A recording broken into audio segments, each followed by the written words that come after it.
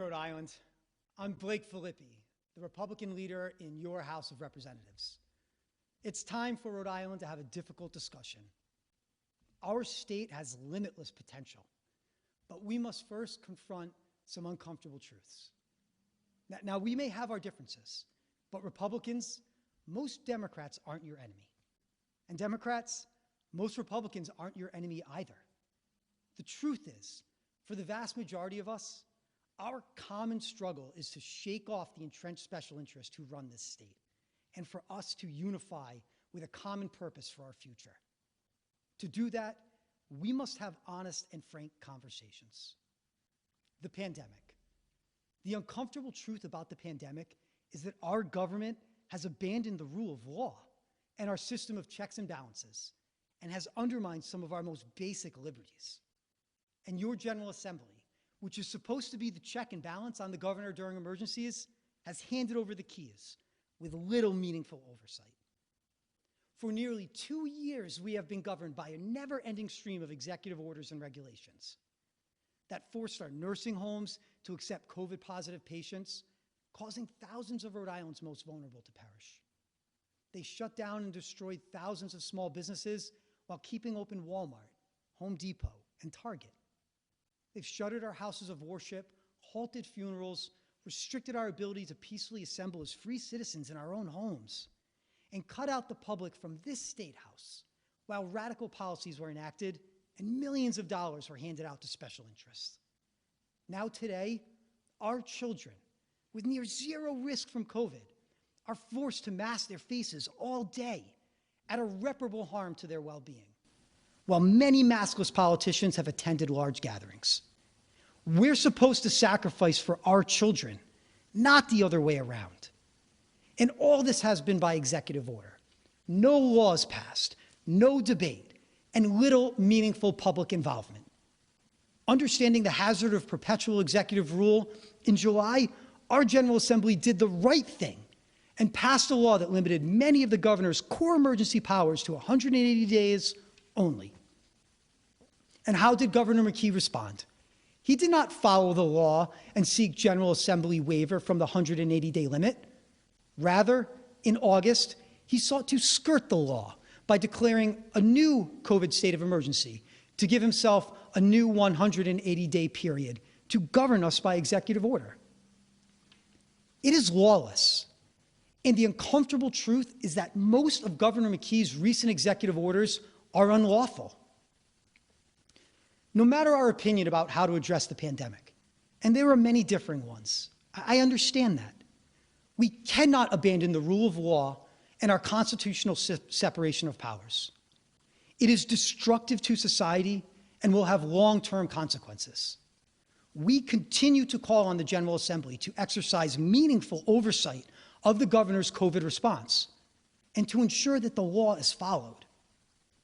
Another uncomfortable truth is that Rhode Island is not living up to its potential and hasn't for a long time. We hold on so tightly to the past and to the entrenched special interest groups that we miss out on our future. We are smack in the middle of one of the wealthiest regions on earth, yet we're stagnant. Our best and brightest leave to find opportunity in other states. Our seniors move for financial security. And we don't enjoy the real transformative investment that we need here. Rhode Island's hope for a prosperous future passes us by, and we must take concrete action to right the ship. However, everything we do, every great idea, all the fancy speeches mean nothing if we do not prepare the next generation of Rhode Islanders to be highly educated, critically thinking citizens. Education is the rock upon which great societies are built. It is a civil rights issue that more than anything will determine our future. Yet the hard truth is that we are failing generations of Rhode Islanders, predominantly in struggling communities. The state took over the Providence school system after decades of failure and had the opportunity to set a new course to make fundamental changes. Instead, Governor McKee inked a new teacher contract with no meaningful reforms. Status quo, the old way, children second. We love our teachers. We love our students. And because we expect greatness from them both, we must provide opportunities to achieve excellence in education. Republicans have proposed transformational plans to allow parents the choice to get their children out of failing schools and into school systems that will build strong adults. To the many decision makers who oppose our plans, if you fail to offer your own concrete solutions to this crisis, you are part of the problem. You hold on to the past at the expense of our children's future. Education in our state can be saved, but only if we exercise the political will to do so. We must also face the uncomfortable truth that we have a self-inflicted medical provider crisis in this state.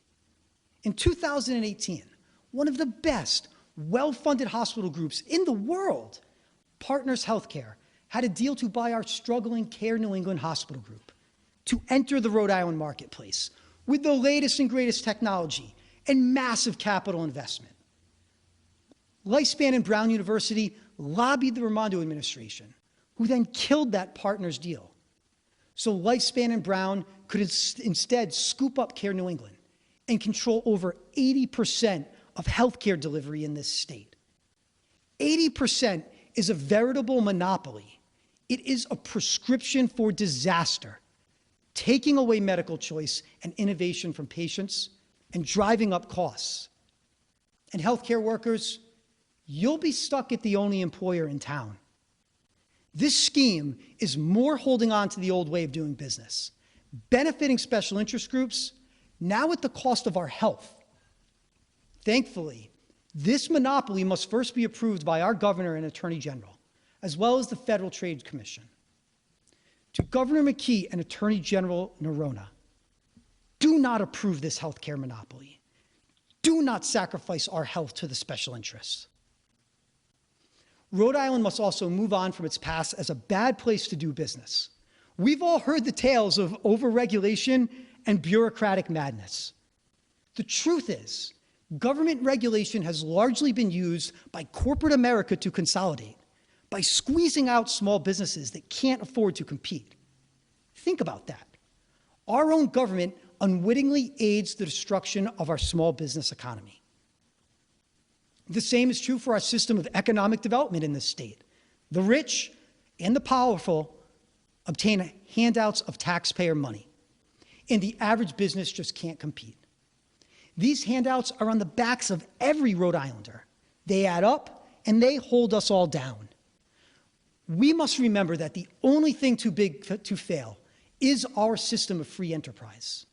And our state government must get out of the way and secure a free and fair market so that we can all compete on a level playing field where small businesses can thrive. And that will lead to the ground-up organic investment that this state needs. Otherwise, expect the continued growth of large corporations at the expense of our small business base. While sticking its nose where it doesn't belong, government's core functions have been neglected, and not just education. Our Department of Children, Youth, and Families is chronically understaffed, is without a director, it can't obtain national accreditation, and children are bounced around temporary homes all over New England. State government has stood by while many of our cities and towns approach insolvency, putting everyone's finances in jeopardy and stunting the growth we need, especially in affordable housing. Our Medicaid system is in shambles, with providers barely making payroll. Our power outages are an insult, with National Grid just running the show. And our Department of Environmental Management is chronically underfunded. And today, many children are being poisoned from lead in their drinking water. That is a public health crisis. Neighbors, Rhode Island needs to shed the past and set a new course to live up to our potential and seize the future. We have so much opportunity. We're located between Boston and New York, have stunning natural beauty, a great quality of life, a diverse, warm, and inclusive population, deep water ports, integrated highway and train systems, top-notch universities, and now an international airport. People want to live here. if they can afford it. We have all the pieces in place to thrive. Yet, instead of seizing the future, many Rhode Island leaders perpetuate divisive cultural issues while important generational challenges are barely discussed. Those divisive cultural issues consume and distract us, and they maintain the status quo. The truth is, in Rhode Island, it's not about being a Democrat or a Republican. It's about those with power and influence who call the shots and always get ahead versus those without power and influence who are always left to foot the bill and suffer the consequences. Rhode Island Republicans promise to always call out those who abuse their power and influence and to defend those who suffer it. And I pray you'll join us in this endeavor, because your involvement is the only way Rhode Island will ever achieve its potential. Please, look to the future with hope and know that our state is worth fighting for. Our path is ultimately your choice, Rhode Island, and I am confident we will choose wisely.